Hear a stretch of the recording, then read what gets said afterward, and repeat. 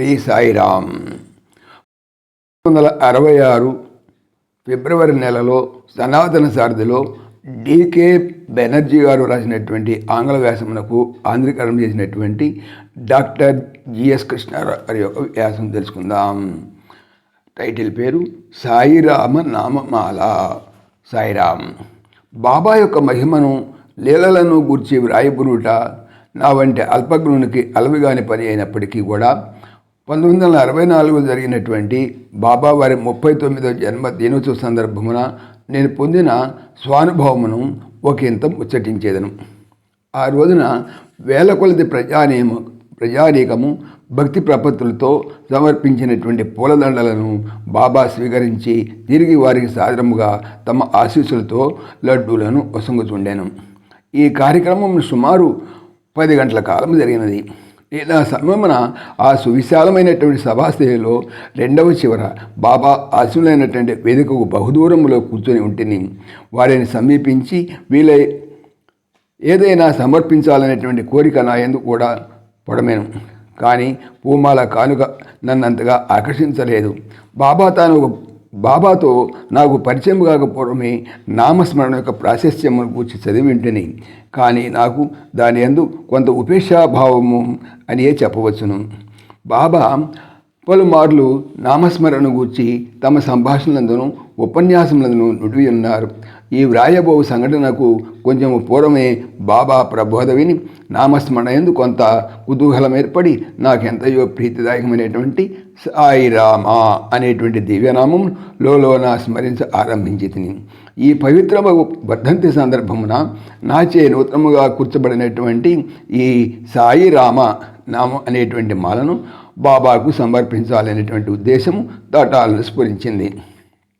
కానీ ఆ సంకులమందు ఏకాగ్రతకు పదే అంతరాయము కలుగుతుండిన కారణమున అవిచ్ఛిన్నమైనటువంటి నామమాల అర్పించుట నా శక్తికి అతీతమైన తోచినది.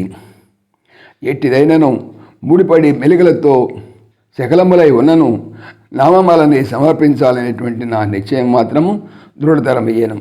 ఈ దిశయందు నిమగ్నుడనై వేదికను సమీపించుతున్న భక్తుల వరుసలలో నేను ముందుకేగుతుంటిని. ఇంతలో బాబా స్త్రీ బృందమునందరి పుష్పమాలను స్వీకరించుటకు ప్రారంభించుటతో పురుషుల పురోగములు కొంతకాలము నిలిచిపోయాను. సరిగా ఇదే సమయమునకు నాకు సంపూర్ణముగా బాహ్య ప్రపంచమునే విస్మరించి నామస్మరణందే లీనమగుటయు తుదక నామము సహితము పూర్తిగా లయమగుటయు తటస్థించెను. వెల్లువలవలే ముందుకు సాగుతున్నటువంటి జన సంచలనం నన్ను తిరిగి ఈ లోకస్పకు తెచ్చుటయు, ఇదివరలో ముందుకు జరుగుతున్నటువంటి వారితో కాక నేను ఇప్పుడు వేరై బాగా వెనుకబడి కూర్చొని ఉండటయు, ఈ మారు బాబా మా వైపు వారి నుండి మాలా స్వీకారం చేస్తున్నట్లు గమనించి తిని. మరలా ముందుకు సాగు ప్రయత్నములో నేను ఒక విచిత్రావస్థలో ఉండట వీక్షించి తిని. ఒకే భంగిమలో బహుకాలము కూర్చొని ఉన్నటువంటి నా అవయవములు బరువెక్కి స్వాధీనము తప్పిండున్నట్లు బదులు నేనెంతయో తేలికయ్యి నా దేహపుంజము ఖాతి చూపెట్టింది. బలిష్టములకు నా కరచరణాద్యవయములు వాటిలో ఎముకయే లేదా ఏమి అని అనిపించి అవలేలగా అటు ఇటు పారినట్లు తోచెను. నగసిక పర్యంతము అనిర్వచనీయము ఆనందభావము తోచి ఈ అనుభవము తిరిగి కలగాలనేటువంటి వాంఛ అధికమైంది. బాబాకు ప్రణామం ఆచరించి హృదయాంతర్గతము ఈ సాయిరామ నామమాలను సాయి భగవానికి అర్పించవాలనేటువంటి ప్రార్థన నా మనోభావన మెరిసింది. సాయంత్రం 5 గంటలకు వేదిక వద్దకు లేచి వేటుటకు నా వంతు వచ్చింది. ఆ సమయమునకు నేను నామస్మరణ విషయమే పూర్తిగా మరచి బాబా ఎట్లున్నారో 7-8 గంటల కాలం ఒకే రీతిని కూర్చొని ఎంత అలసి వాడి సొమ్మసిలి ఉన్నారో గమనింప కుతూహలముతో ముఖదర్శనము కలిగినంత దూరమును జన్యంతని భగవానుకు నవ్యనూతన ముఖారవిందముతో కనువిందు చేసింది. బాబాను దగ్గరగా సమీపించు క్షణం ఆసనమైంది. సమస్త బాహ్యాభ్యంతరం విస్మరించి తుటిలో చెంతకేగి బాబా ఎదుట ఉన్నటువంటి గిరి సదృశ్యము ఆ పూలమాలలపై నా ఫలముంచ అంతము లేని సాయిరామ నామమే నా కందు ఉచితమైనది. తల ఎత్తేసరికి నాకెరుకలేకయే చాపబడినటువంటి నా కరములందు భగవాను హస్తమందు ఉండి దొరికిపడినటువంటి లడ్డు కనిపించింది. నయనముల నా అశ్రువుల నిండా హృదయమైన పూర్ణ తృప్త భావం చెప్పిన వెంటనే నేను ఆ సభాస్థలి వీడి ఓ కుమ్మడి వెలికి వచ్చుట్టు జరిగాను. ఈ విధమగు ఆనందానుభవం ఆ రోజున ఎన్ని వేల భక్తులు ఎన్ని రీతులుగా పొంది ఉండిరో కదా.